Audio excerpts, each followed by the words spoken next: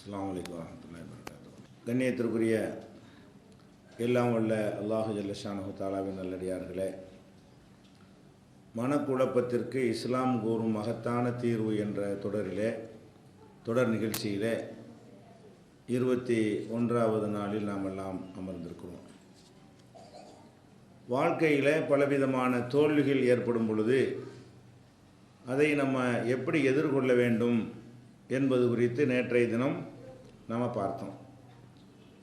இந்த தோல்விகளில் இளம் வயதில் இருக்கக்கூடியவர்கள் அதிகமாக பாதிக்கப்படுவது காதல் தோல்விங்கிற ஒரு பிரச்சனையில் பாதிக்கப்பட்டிருக்கிறார்கள்.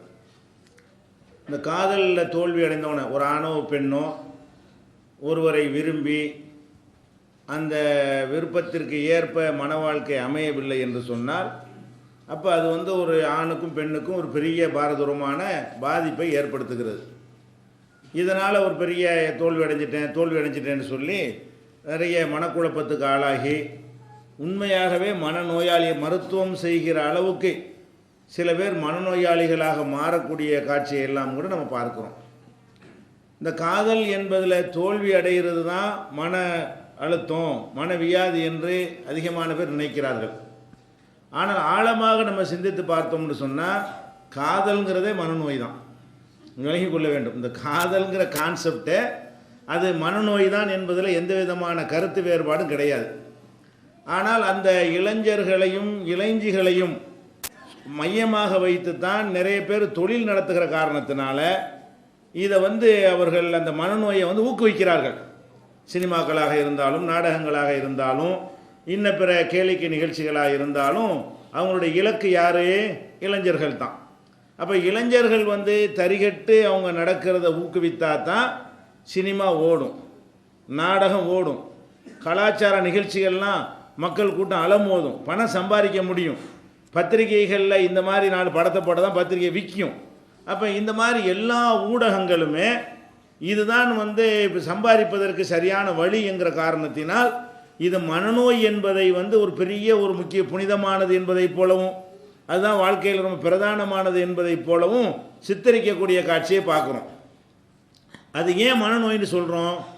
எந்த ஒரு மனோதத்துவ டாக்டர்கிட்ட வேண்டாலும் கேளுங்க, மனநோயின்னா என்ன, எதை எந்த அளவில் வைக்கணுமோ அதை தாண்டுனா அதுக்கு பேர் என்னது? மனநோய்.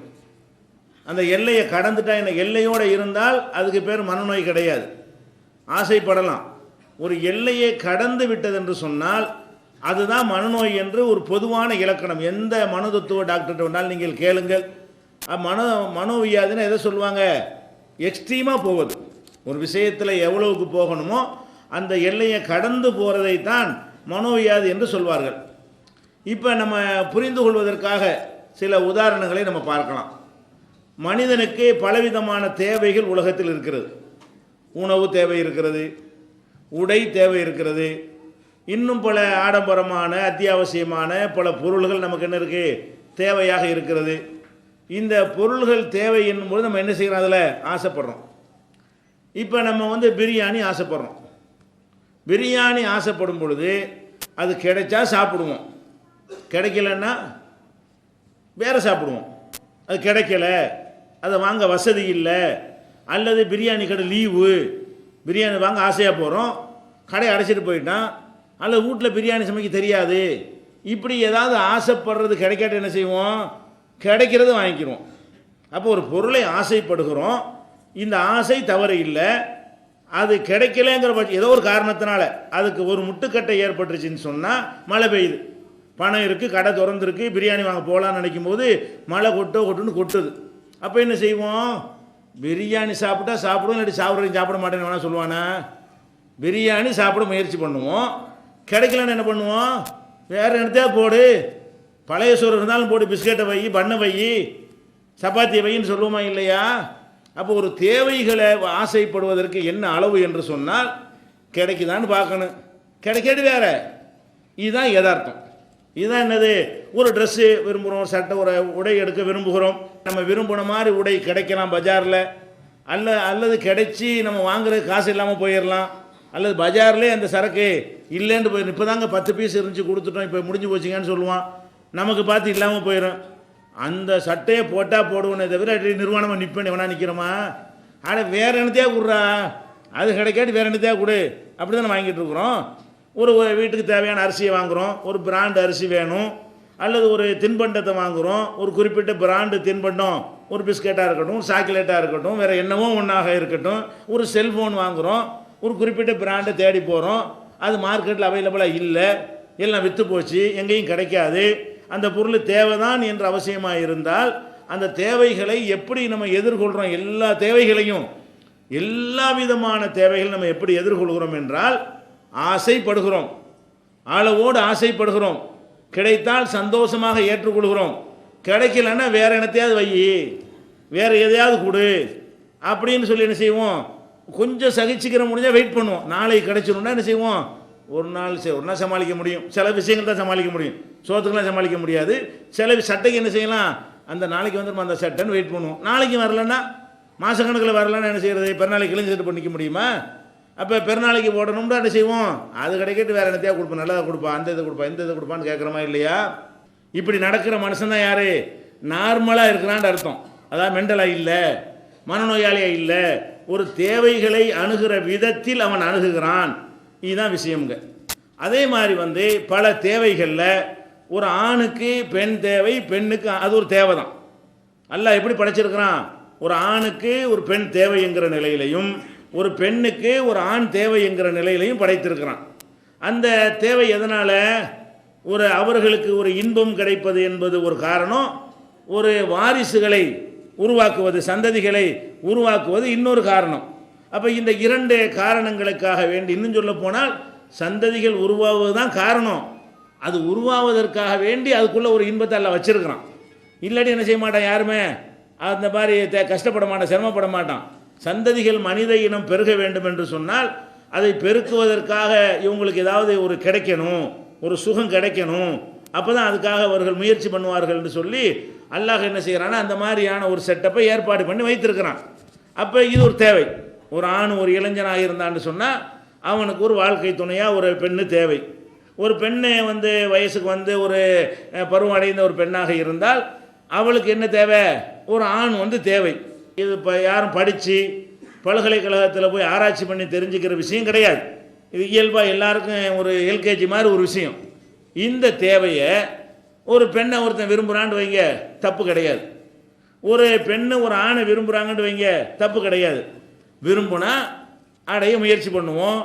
முறைப்படி அதை கல்யாணம் பண்ணுவதற்கு வாய்ப்பு இருக்குதா, மார்க்க சட்டத்துக்கு உகந்ததாக இருக்குதா, பல விஷயங்களுக்கு ஒத்து வரக்கூடியதாக இருக்குமா, எல்லா விஷயங்களையும் அலசி பார்க்குறோம். சரியாக வரல, பெற்றோர்கள் வேணாங்கிறாங்க, ஊர் உலகத்தில் உள்ளவங்க வேணாங்கிறாங்க, உனக்கு தெரியலப்பா அவசரப்பட்டுறாத அப்படின்னு சொல்கிறாங்க. உடனே இது பைத்தியம் முடிக்கிறதா? அப்படியா? வேறு ஒன்று வேறு ஏதாவது பண்ணிக்கிறோம். அப்படி அதான் வேறு. நார்மல்னால் என்ன அர்த்தம்? நார்மலாக ஒருத்தன் இருக்கிறான் என்று சொன்னால் விரும்புவது ஒரு நல்லது மாதிரி நம்ம விரும்புகிறோம். நம்ம ஒரு கடையில் நீங்கள் ஜாமான் வாங்க போகிறீங்க, ஒரு புதுசாக விளம்பரம் பண்ணுறான், மார்க்கெட்டில் என்ன செய்கிறான், இந்த பொருள் இந்த மாதிரி ஒரு சிறப்பு உள்ளது அப்படின்னு டிவிலெல்லாம் விளம்பரம் பண்ணுறான்னு சொல்லி காசு எடுத்துகிட்டு வாங்க போகிறீங்க. வாங்க போகும்போது என்ன செய்கிறான் ஒருத்தன், இதைத்தான் நேற்று வாங்கிட்டு போனது வாங்கிறாதங்கிறான்.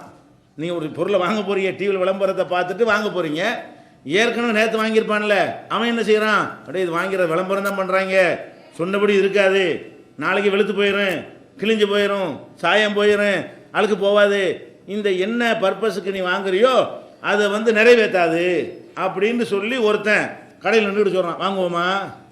ஆசையாக தான் போனோம், டிவியை பார்த்து அந்த மயக்கிற விளம்பரத்தைலாம் பார்த்துட்டு இதை கண்டிப்பாக நாளைக்கு வாங்கியே தீரணும் அப்படின்ட்டு போகிறோம்.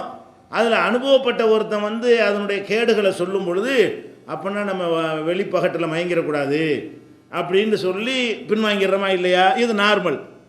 நான் ஆசைப்பட்டுட்டேன்ல, அது கிழிஞ்சா எனக்கு என்ன, அது நாசமாக போனால் எனக்கு என்ன, அது அழுக்கு போக, அந்த சோப்பு வாங்கி அழுக்கு துவைக்காட்ட அழுக்கு போகாட்டி எனக்கு என்ன, வாங்குகிற பேனா எழுதாட்டி எனக்கு என்ன, வாங்கத்தான் செய்வேன், அதான் எனக்கு வேணும். இதான் மெண்டலு. மெண்டலுக்கு அளவுகள் என்ன, மனநோய்க்கு அளவுகள் என்னன்னு கேட்டால் அனுபவப்பட்டவன் பார்த்தவன் கொண்டவன்லாம் சொல்கிறான், இது சரிப்பட்டு வராதுப்பா, இந்த மாப்பிள்ளை பையன் சரியில்லை, இந்த பொண்ணு சரியில்லை, உனக்கு தெரியாது, அந்த வயசு கோளாறில் சில விஷயங்களை நீங்கள் கவனிக்க மாட்டீங்க அப்படிங்கிற காரணத்தை சொல்லும் பொழுது என்ன செய்கிறான்னு கேட்டால், அதெல்லாம் கிடையாது அப்படிங்கிறான். தாய் வேணாம், தந்தை வேணாம், அண்ணன் வேணாம், தம்பி வேணாம், யார் வேணாம், ஊர் வேணாம், உலகம் வேணாம், மார்க்கமும் வேணாம், மதமும் வேணாம், ஒன்றுமே வேணாம் என்கிற அளவுக்கு ஒரு முத்தி எக்ஸ்ட்ரீமாக போனால் இது எப்படி நார்மல்னு இதை எடுத்துக்கொள்வது? இதை வந்து எப்படி எந்த ஒரு மனோதத்துவ நிபுணர்கிட்ட போய் கேட்டாலும் இவன் ஒரு நார்மலாக இருக்கான்னு, இதை நார்மல்னு சொன்னால் எல்லாத்தையும் சொல்லப்ப இதை நார்மல்னு அவன் சொல்லிவிடுவானே. ஆனால் இதே மாதிரி ஒவ்வொரு சோத்துலேருந்து ஆடையிலேருந்து எல்லாத்துக்கும் இப்படி நடந்தான்னு சொன்னால் அவனை நீ நார்மல்னு சொல்லுவியா? அப்போ நார்மலுக்கு என்ன அர்த்தம்? நார்மல்னா அந்த அதுக்குன்னு கணக்கு இருக்கிறது, ஆசைப்படலாம், கிடைச்சா வாங்கிக்கணும், இல்லை வேற ஒன்று, அவ்வளோதானே. ஒரு சுகம் தானே அதில் கிடைக்கணும். இது சரியாக வராட்டி வேற ஒன்று. இதுதான் இஸ்லாம் உலகத்துக்கு சொல்லக்கூடியது. இதுதான் மனோதத்துவ ரீதியாகவும் சரியானது. இன்னும் சொல்ல போனால் இந்த ஒரு 50 வருஷத்தை எடுத்துக்கிறோங்க. இந்த முசீபத்துலாம் அந்த 50 வருஷமாக தான். இந்த முசீபத்துலாம் எது? இந்த காதல் கத்திரிக்காய்ங்கிறலாம் 50 வருஷமாக தான் இதெல்லாம் என்ன இருக்கிறது, நடந்து கொண்டு இருக்கிறது. இதுக்கு முந்தின காலங்களில் எல்லாம் என்ன மாதிரி கல்யாணம் பண்ணாங்க? ஒரு ஆணுக்கு ஒரு பெண்ணு தேவை என்பது நடக்காமல் இருந்துச்சா? அந்த கல்யாணம் பண்ணி தாய் தந்தையர் தான் கல்யாணம் பண்ணி வைக்கிறாங்க. இந்த மாப்பிள்ளை அந்த பொண்ணு அதுக்கு முந்தி பார்த்தே இருக்க மாட்டான். இந்த பொண்ணு அந்த மாப்பிள்ளையை பார்த்தே இருக்காது. இன்னும் சொந்த பந்தங்களில் இருந்தால் பார்த்துருப்பாங்க.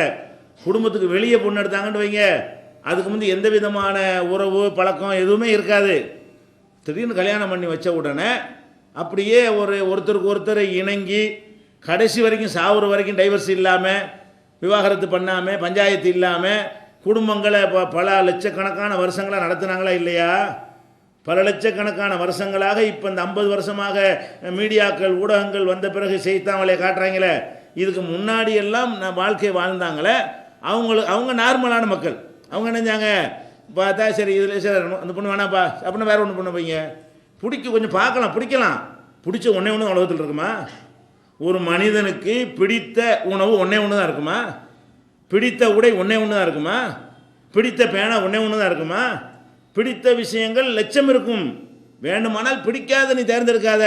இந்த ஒன்று தான் பிடிக்குதுன்னு சொல்லுவது என்னது? அதான் எக்ஸ்ட்ரீமுங்கிறது. அதான் அளவுக்கு மீறி போகிறது. இந்த 700 கோடி மக்களில் பாதி பேர் ஆம்பளை பாதி பேர் பொம்பளைன்னு வச்சுக்கிட்டா அப்போ 350 கோடி ஆம்பளையில் இந்த ஒருத்தன் தானே இருக்கிறான். 350 கோடி பொம்பளையில் ஒரே ஒருத்தி தானே. அப்படி நினைப்பது பைத்தியக்காரத்தனமா நார்மலா? இது அது மனநோயா அல்லது இது எதில் சேர்ப்பது?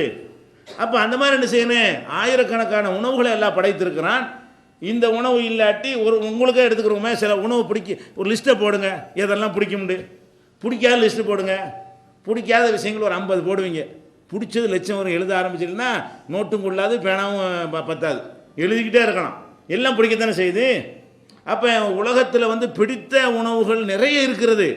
பிடித்த ஆடைகள், நீங்கள் சட்டை நேற்று போட்ட மாதிரியா நீங்கள் சட்டை போடுறீங்க? ஒரு நாளைக்கு ஒரு கலரு, ஒரு நாளைக்கு ஒரு டைப்பு, ஒரு நாளைக்கு ஒரு விதமான ட்ரெஸ்ஸு போடுறீங்களா இல்லையா? ஒரு நாளைக்கு சட்டை போடுறீங்க, ஒரு நாளைக்கு ஜிப்பா போடுறீங்க, ஒரு நாள் டிஷர்ட் போடுறீங்க, ஒரு நாளைக்கு பச்சை போடுறீங்க, ஒரு நாளைக்கு மஞ்சள் போடுறீங்க, ஒரு நாளைக்கு வெள்ளை போடுறீங்க, பல மாதிரி பண்ணுறீங்களா இல்லையா? அப்போ இவ்வளோ பிடிக்குதுல்ல உங்களுக்கு? அப்போ ஒரு மனிதனுக்கு பிடிக்கக்கூடியது ஒன்று தான் என்று எப்போ நினைக்கிறானோ, எனக்கு இந்த பச்சை தான் வேணும்னா கிறுக்கான்னு அர்த்தம். விளங்குதா? எனக்கு இட்லியை தவிர உலகத்தில் எதையும் நான் திங்கவே மாட்டேன்னா கிறுக்கவன். ஏதோ ஒன்று அவள் கிறுக்கம் தானுங்க. நாக்குடைய டேஸ்ட்டுன்னு சொன்னால் இட்லி பிடிச்சிச்சின்னா அதுக்கு ஈக்குவலாக அதுக்கு சமமான எல்லா உணவும் உனக்கு பிடிக்கணும். விளங்குதா? சில உணவு பிடிக்கலன்னு தான் கருவாட்டு வாடை பிடிக்காதா, அது தொடர்பான உணவு கழிச்சிக்க. மீன் பிடிக்காதா, அது தொடர்பானதை கழிச்சிக்க. கோழி பிடிக்காட்டி அது தொடர்பானது கழிச்சிக்க. மீதி லட்சம் இருக்குமில்ல. அப்போ என்ன நம்ம பார்க்குறோம் என்றால், இந்த மாதிரி ஒரு பெண்ணை அப்படி விரும்புகிறது என்பதை பெரிய தியாகம் மாதிரி ஒரு டைப் ஆகிடுறானுவோ. ஆம்பளையும் பொம்பளையும் என்ன ஆகிடுறாங்கன்னா, ஒருத்தர் விரும்பின உடனே அவன் என்ன செய்கிறான், இயல்பான நிலைமை கிறுக்கனை ஆகுறது நீங்கள் பார்க்கவும் செய்யலாம். எப்படி பார்க்கலாம்? நேற்று வரைக்கும் நல்லா இருந்தவன் இப்படி கண்டவன் செய்கிறது, அவங்கள ஈர்க்கிறதுக்காக வேண்டி அவ்வளவு சேட்டையும் பண்ணுவான்.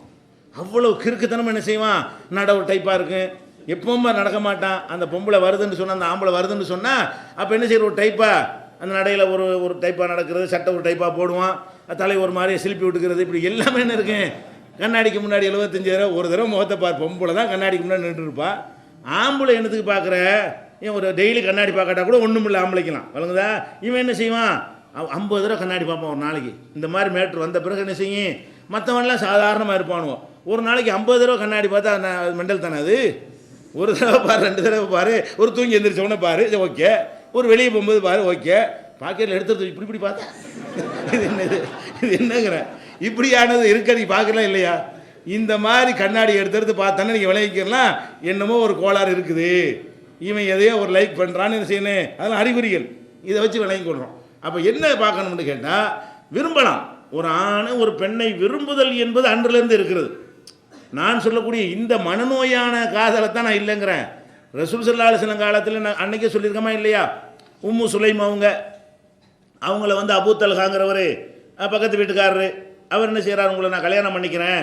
அதில் விடோவாக வேறு இருக்கிறாங்க. உம்மு சுலைம் அவர்கள் ஏற்கனவே கல்யாணம் பண்ணி கணவரை இழந்து அனஸ் ரலியல்லாஹு அன்ஹு ஒரு மகனையும் பெற்று பிள்ளைக்கு தாயும் பிள்ளையுமா இருக்கும் பொழுது தான் அவர் வந்து என்ன செய்கிறாரு, உங்களை கல்யாணம் பண்ணிக்கிறேங்கும் போது, நீ முஸ்லீமா இல்லை, நான் முஸ்லீமாக இருக்கிறேன், நீ இஸ்லாத்தை ஏற்றுக்கொள்வாயானால் அதை நான் மகராக ஏற்றுக்கொண்டு அப்படி லிமிட்டாக காண்றான் பாருங்க. இஸ்லாத்தை எதுட்டா வா, இல்லாட்டி போயிட்டாரு.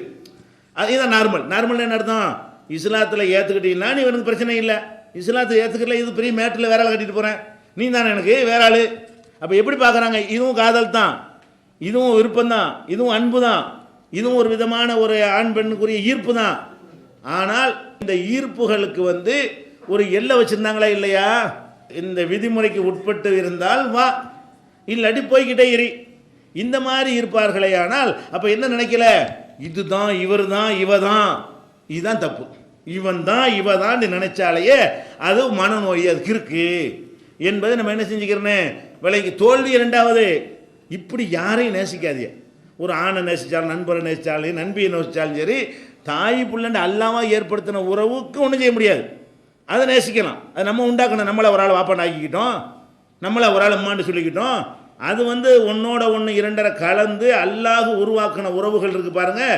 அது வந்து எவ்வளோ வேண்டாலும் எக்ஸ்ட்ரீமாக நீங்கள் நேசிக்கலாம். தாயை எவ்வளோ வேண்டாலும் நேசிக்கலாம், தந்தையை நேசிக்கலாம், தந்தை பிள்ளையை நேசிக்கலாங்கிறது அது இயல்பாக உள்ளது. இது அல்லாமல் ஒரு ஆணும் பெண்ணை விரும்புறதுல இந்த ஒரு தேவையை தவிர என்ன இருக்குது, அன்புக்காக நேசிக்கிறோம், ஃப்ரெண்டாக பழகுறோம்னு சும்மா சொல்லுவாங்க. ஏன் ஒரு கிளவியோட பழகுவேன் பழகுறானா, அன்புக்காகன்னு சொன்னால் அது ஏன் அந்த மாதிரி வயசாக இருக்கணும், அந்த மாதிரி அழகாக இருக்கணும், எடுப்பாக இருக்கணும், கவர்ச்சியாக இருக்கணும். அப்போ சும்மா நடிக்கிறது, பொய்யா என்ன செய்கிறது. இப்போ அது நாங்கள் அன்புக்காக ஒருத்தருக்கு ஒருத்தர் உறுதுணையாக இருப்போம், பேச்சு துணையாக இருப்போம்னு சொல்வதாக இருந்தால் ஒரு 55-60 வயசு கிளவியோட பழகிட்டு இருக்கலாம் தானே, பேச்சு துணை தானே. நல்ல அனுபவமாக நிறைய விஷயங்கள் சொல்லி தருவாங்கல்ல, பொதுவான விஷயத்தை சொல்லித்தர்றேன். அப்போ இந்த மாதிரி எல்லாம் எதுக்கு சொல்கிறோம்னு கேட்டால், இந்த காதல்ங்கிறது வந்து அவ்வளவுமே நம்மளை ஏமாத்துறாங்க. அது நல்லது மாதிரி அதுக்கு ஒரு தினத்தை வேற வச்சு காதலர் தினம்னு சொல்லி என்ன செய்கிறது, அதுக்கு ஒரு பெரிய இதெல்லாம் கட்டி அதுக்கு பரிசு கொடுக்கணும் போகணுங்கிற மாதிரி ஆக்கி அன்னைக்குன்னு இப்போ வியாபாரம் பிச்சுக்கிட்டு போகும் இல்லையா. அதுக்காண்டி வர்த்தகர்கள்லேருந்து எல்லாமே வர்த்தகம் தான், எல்லாம் வர்த்தக நோக்கத்தில் உள்ள இப்படி கிரிக்கெட் மாதிரி விளையாட்டை வச்சுக்கிட்டு நம்மளை சம்பாதிக்கிறானோ அதே மாதிரி இந்த காதல்ங்கிற கான்செப்டை வச்சுக்கிட்டு தான் நிறைய பேர் இப்போ பொழப்பு போடுது. அதிகமான குழப்பத்தில் ஓடுது. இந்த காதலுங்கிற கான்செப்டில் தான் அதிகமான பேருக்கு பிழைப்பு ஓடுகிறது. அதனால் இந்த மாதிரி செய்கிறார்களே தவிர, அதனால் இது இப்படி நினச்சா ஏன் நீங்கள் தோல்வி நினைக்கிறீங்க, இதுதான் யதார்த்தம் நினச்சிக்கிட்டீங்களா. நேசிப்போம், நேசிக்கிறீங்க, ஒன்று ஒரு முஸ்லீம் இல்லை, ஒத்துப்போமா, ஒத்து போகாது. அப்படி நீ இஸ்லாத்துக்கு வர்றியா, குடும்பத்தில் சொல்லி கல்யாணம் பண்ணிக்கிறோமான்னு சொல்லு, ஒத்துக்கிட்டா ஓகே, இல்லைன்னா போயிட்டே இருப்பா வேலையை பார்த்துட்டு அப்படின்ற வேண்டியதை முடிஞ்சு வச்சுருக்காத. ஒரு சிம்பிள் மேட்ரு தானேங்க. குடிகாரனாக இருக்கிறான், லவ் பண்ணுறேங்கிறா, நீ குடியாரனால விட்டுருணும், இதோட விட்டா நான் குடும்பத்தில் சொல்லி அந்த மாதிரி பேசிக்கலாம். ஒருத்தர் நேசிக்கும் பொழுது எப்படி உம்மு சுலைம் அவர்கள் ரசூலுல்லாஹ் காலத்திலேயே இந்த மாதிரி ஒருத்தர் விரும்பும் பொழுது ஒரு பதிலை சொன்னார்களோ, அந்த மாதிரி வரம்புக்குள்ளே நின்றே ஒரு பதிலை சொல்லக்கூடியவர்களாக ஆணும் பெண் இருந்தார்களே, ஆனால் அவங்க வந்து சராசரியான ஒரு நிலையில் இருக்கிறார்கள் என்று அர்த்தம். இவங்க அதை தாண்டி விட்டார்கள் என்று சொன்னால், சராசரிக்கு அப்பால் போய்விட்டார்கள் என்று சொன்னால் மனநோயாளிகளாக இருக்கிறார்கள். அதனால தான் சொல்கிறான், லைலாண்டு ஒருத்தி இருந்தால் ஒரு பொம்பளை, சங்க இலக்கியத்தில் காதலுக்கு உதாரணம் என்ன, லைலா மஜ்னூன் தான். லைலாவையும் மஜ்னூனையும் சொல்லுவாங்க. லைலாண்டா என்ன, அந்த பொம்பளைக்கு பேர். மஜ்னூனுக்கு என்ன அர்த்தம், லூசுன்னு அர்த்தம். மஜ்னூன்கிற வார்த்தைக்கு என்ன அர்த்தம், உமா சாஹிபுக்கும் மஜ்னூன், நபி அவர்கள் மஜ்னூன் கிடையாதுன்னு எல்லாம் மறக்கணும், மஜ்னூன்னு சொன்னாங்க இவங்க. ரசூல் ஸல்லல்லாஹு அலைஹி வஸல்லம் அவர்களை அவங்க இறைவன்கிட்டருந்து செய்தி வருதுன்னு சொல்லும் பொழுது அந்த எதிரிகள் பண்ண விமர்சனம் என்ன, மஜ்னூன்னு சொன்னாங்க. அப்போ இவனுடைய பேர் மஜ்னூன் கிடையாதுங்க, இவனுக்கு ஒரு பேர் இலக்கியத்தில் உண்டு, எனக்கு மறந்து போச்சு. ஆனால் இவன் அந்த பொம்பளைக்காக வேண்டி இருந்தனால இவனுக்கு பேருக்கு மஜ்னூன்னு வச்சுருக்கான் பாருங்கள். எதுக்கு சொல்கிறேன்னு கேட்டால், இந்த காதல்ன்றாலேயே கிற்கணத்தான் ஆயிடுவாங்கிறதுக்காக வேண்டி பேரை எப்படி வச்சுருக்கான். லைலாவை காதலிச்சான், அவன் என்னவாயிட்டான், மஜ்னூன் ஆகிவிட்டான், கிற்கனாகும், ஒரிஜினல் கிற்கன் ஆகிட்டாங்கிறான். மேலோட்டமான மனநோயாளி இல்லை, பேரை மறந்து போய் கிற்கன் அலைஞ்சான, அதுவே அவனுடைய பேராயிடுச்சு. அவன் அப்பம்பாட்டம் வச்ச பேர் இதாக இருக்காது, ஏதோ ஒரு பேர் இருக்கிறது. அப்போ இந்த லைலாவை காதலித்த காரணத்தினால அவன் மஜ்னூன் ஆகிட்டான்னா, நீங்கள் எல்லோரும் மஜ்னூன் தானே மாதிரி போனீங்கன்னா அவன் என்ன செய்வான்? எந்த அளவுக்கு அவன் மஜ்னூன் ஆகிட்டான்னு சொன்னால், ஒரே லைலா, வேறு ஒன்றுமே அவனுக்கு தெரியாது. மயிலை கண்டால் லைலா, மரத்தை கண்டால் லைலா, பாட்டை படிக்குவான். மயிலை கண்டா லைலா போகிறான், மயிலில் அவர் லைலா பார்க்குறது. மரத்தை கண்டால் லைலா, குயிலை கண்டால் லைலாவான், அதன் குரலை கேட்டால் லைலான்னு என்ன செய்யறான்? பாட்டில் படிக்கிறான். அப்போ இவனுக்கு எதை பார்த்தாலும் லைலால. இன்னும் லைலாவுக்கு என்ன அர்த்தம் தெரியுமா? கருப்பின்னு அர்த்தம். லைலத்துல் கதிருங்கிறீங்கல்ல, இரவு. லைலத்துனா இரவு, லைலாண்டா இரவுன்ற அர்த்தம். இரவுனா கருப்பாக இருக்கிறதுக்கு அடையாளமா லைலாமா. அவன் கருப்பியாக தான் இருப்பானான். அந்த கருப்பி மேலே இவனுக்கு ஆசை வந்து இவன் என்னவாயிட்டான்? எதை பார்த்தாலும் அதில் வந்து அவளை பார்க்குறதான். மயிலாக பார்த்தா நீ நார்மலு, மயிலை போய் லைலாவை பார்த்தீங்கன்னா நீ கிறுக்கன் தானே. மானா பாரு, கழுதையா பாரு, குதிரையா பாரு, பொம்பளையா பாரு. அதை தாண்டி எதுக்கு நீ பார்க்குற? வேற ஒன்றா எதுக்கு பார்க்குற? அப்போ இவர்களெல்லாம் என்ன செய்வாங்க? வேற ஒன்றாக பார்க்குற காரணத்தினால தான் இது வருகிறது. இதெல்லாம் இந்த மீடியாக்களுடைய நம்ம மூளையை செலவை செய்கிற காரணத்தினால் ஏற்பட்ட ஒரு தாக்கம் தானே தவிர, வெளியில் நின்று நீங்கள் சிந்தித்து பார்த்தீர்களே ஆனால், இப்போ என்ன இப்போ காதல்னு வச்சு என்ன செய்ய, எனக்கு இதான் வேணும், இவன் தான் வேணும், இவன் தான் வேணும்னு சொன்னீங்களே, இப்படி திருமணமானதுக்கு பிறகு என்ன நடப்பு? என்ன இதெல்லாம் அந்த இளமையுடைய ஒரு கோளாறு. இளமையில் அந்த கோளாறுன்னு கூட சொல்லலை. இந்த கோளாறு அன்னைக்கெல்லாம் இருக்கலை. இவங்க உண்டாக்குனது செயற்கையான முறையில். இந்த மாதிரி மீடியாக்களை ஒரு புனிதமானது, காதல் புனிதம்ங்கிறான். இதை போய் என்ன செய்யறான்? கிறுக்கன ஒரு புனிதமாக. அப்போ புனிதமானது அப்படியாக்கும் இப்படியாக்குன்னு சொல்லிட்டு அதுக்கு ஒரு பாடல்கள்லாம் போட்டு விட்டு அதுக்கு ஒரு பில்டப் கொடுத்தோம். நமக்கு என்னவாகுதுன்னு கேட்டால், அது நம்மளை காதலிக்காட்டி நம்ம ஒரு மாதிரியாக பார்ப்பாங்கன்னு நினைக்கிறேன். நான் காதலிச்சா ஒரு மாதிரியாக பார்க்கணுமே நினைக்கிறான். எல்லோரும் நம்ம மட்டும் காதலிக்க நம்மளை டைப்பாக சேர்த்துருவாங்களோ இப்படிங்கிற அளவுக்கு ஆக்கிவிட்டாங்க. இப்போ ஒரு பழமொழி சொல்லுவாங்கல்ல, எல்லாரும் வந்து நிர்வாணமாக இருக்கிற ஊரில் நம்ம மட்டும் என்ன செய்ய கோவணம் கட்டிட்டு போக முடியுமா? எல்லாம் நிர்வாணமாக இருக்கிறான். நம்மளும் நிர்வாணமாக போனால் தான் அந்த ஊரில் மரியாதை. நம்ம மட்டும் ஒரு டவுசரை போட்டு கொண்டாந்து வைங்க, நம்மளுக்கு இருக்குன்னு பார்ப்பான். இங்கே பாரு டவுசர் போட்டு போனான். அவன் எல்லோரும் நிர்வாணமாக இருக்கிறான். எல்லாரும் நிர்வாணமாக இருக்கிற ஊரில் வந்து நிர்வாணமாக போனால் அவன் நார்மலாக. அவன் டவுசர் போட்டு போனால் அவன் பரவாயில்லைன்னு சொல்லணுமா இல்லையா? சொல்ல மாட்டான். ஏன்? அவனை மாதிரி இவன் இல்லையில, இவனுக்கு இருக்கேன்றாங்க. இப்படியான ஒரு தோற்றத்தை உலகத்தில் உண்டாக்குன காரணத்தினால தான் இவன் என்ன செய்கிறான்? மாயையில் வீழ்ந்து மூழ்கி இருக்கிற காட்சியை பார்க்கணும். இது ஒரு முதல்ல மனநோயின்னு விளங்கிக்கிறங்க. ரெண்டாவது வந்து ஒரு மனிதன் மனநோயாளி என்பதற்குரிய சில அறிகுறி என்னன்னு கேட்டால், அவன் இயல்பாக செய்ய வேண்டிய கடமைகள், அந்த பொறுப்புகளை எல்லாம் எப்போ மறந்து விடுகிறானோ, புறக்கணித்து விடுகிறானோ, அது வந்து மனநோய்க்கு ஒரு அறிகுறி. இது வந்து நேற்று வரைக்கும் நல்லா ஸ்கூலில் ஃபஸ்ட்டு மார்க் வாங்குவான், ஒரு அந்த பொம்பளை பிள்ளை வாங்கிட்டு இருக்கும். இந்த மாதிரி ஒரு பஞ்சாயத்து வந்துச்சின்னு வைங்க, அப்புறம் முட்டை தான். அப்போ என்ன நீ இப்போ என்ன விளங்குது? ஒரு விஷயத்தில் ஈடுபடுறது எந்த அளவுக்கு மூழ்கி விட்டான் என்று சொன்னால், மற்ற எதையும் நான் பார்க்க மாட்டேன், படிப்பு எனக்கு வேணாம், மற்ற எதுவும் எனக்கு தேவையில்லை, தாய் வேணாம், தந்தை வேணாம், ஒன்று வேணாம், இவன் தான் வேணும், இவன் தான் வேணும்னு ஒரு முத்தி போகக்கூடிய நேரத்தில் அவனால் படிக்க முடிகிறதா? வேலை பார்க்க முடிகிறதா? ஒரு வேலையில் ஒழுங்கு அட்டன் பண்ண முடிகிறதா? அப்போ எந்த ஒரு கடமைகள்லாம் அவன் செய்ய வேண்டும், அவனுக்கு உலகத்துக்கு செய்கிற கடமையை விட்டுருங்க, அவனுக்கே செய்ய வேண்டிய சில கடமைகள் இருக்கா இல்லையா? தூங்கவே மாட்டானே. ஏன் இப்போ தூங்காமல் படுத்துக்கிட்டு நிச்சயம் அப்படின்னு நினச்சிட்டே இருப்பான். பல நாட்கள் தூங்க மாட்டான். கிறுக்கதான் தூங்க மாட்டான். தூக்கத்துக்கு மருந்தெல்லாம் கொடுப்போம், இவனும் தூங்குவது கிடையாது. அப்போ இந்த மாதிரியான ஒரு நல்ல விளைவுகளை நீங்கள் பார்த்தீங்கன்னு சொன்னால், நீங்கள் மனநோய் சம்பந்தமாக நிறைய நூல்கள்லாம் எழுதியிருக்கிறார்கள். அதை படித்து பார்த்தீங்கன்னா மனநோயுடைய அறிகுறிகள்னு போட்டிருப்பாங்க. அதில் ஒரு 75 அறிகுறி இவனுக்கு இருக்கும். யாருக்கு இருக்கு? மனநோய்க்கு அறிகுறின்னு போட்டிருப்பான் பாருங்களேன். அதில் 75% அறிகுறிகள் வந்து இந்த காதலுங்கிறவன்ட்ட பார்த்தீங்கன்னா, கவனித்து பார்த்தீங்கன்னா, டிக் பண்ணிட்டு வந்தீங்கன்னா எல்லாமே இருக்கும். அப்போ என்ன நம்ம உலகனே, இது தேவையில்லை. இது என்னடா ஒரு ஆணும் பெண்ணு சந்தோஷமாக இருக்க போகிறீங்க, இதுதான் மேட்ரு. இதுக்காக வேண்டி என்ன அவன் இல்லாட்டி அவன் இல்லாட்டி இவன் இல்லாட்டி அவன் போக வேண்டியதானே. ஒரு முறையாக கல்யாணம் பண்ணிக்க, அதுக்கு பிறகு அப்பா மாட்டம் வாழாமையாக இருந்தாங்க. சரி, இப்படிலாம் லவ் பண்ணி கல்யாணம் பண்ணுறீங்களே, என்ன ஆகுது? நம்ம ஜமாத்தில் எத்தனை பேர் மதம் விட்டு வந்து பல மாதிரி எல்லாம் என்ன செய்கிறாங்க, வந்து பெற்றோரையெல்லாம் பகைச்சிக்கிட்டு வந்து கல்யாணம் பண்ணுறாங்க. ஒரு 6 மாதத்துக்கு முந்தி ஒரு முஸ்லீம் அல்லாத ஒரு பெண் வந்து ஒரு முஸ்லீம் பையனோட கல்யாணம் பண்ணி வச்சாங்க ஆஃபீஸில். பெற்றோரெல்லாம் கூப்பிட்டு சொல்லி, அந்த பெற்றோரெலாம் அழுது ஒப்பாரி வச்சு, இந்த பொண்ணு அதெல்லாம் முடியாது, நான் இவனோட தான் வாழுவேன் அப்படின்னு சொல்லி நினைஞ்சாங்க, கல்யாணம் பண்ணி வச்சாங்க. எல்லாம் பெற்றோர்லாம் என்ன தொலைஞ்சி கொண்டு போயிட்டாங்க. அப்புறம் பார்த்தா 1 மாதம் கூட ஆகலை, அந்த பொம்பளை வருது, எனக்கு டைவர்ஸு கொடுத்துருங்க. ஏன் டைவர்ஸு கொடுத்துருங்க? எனக்கு சும்மா காதல்னு சொன்னாங்க, விரும்பிட்டேன், ஒன்றுமே நடக்கலை அப்படிங்கிறான்.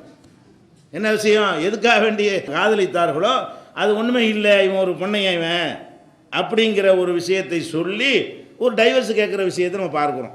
இது ஒரு உதாரணத்துக்கு இப்படி இது மாதிரியான சம்பவங்கள் ஏராளமாக அதாவது பெற்றோர்கள் பார்த்து திருமணம் செய்து வைத்த திருமணங்கள்லையும் அல்லது நம்மளை விரும்பியும் பண்ணலாம்.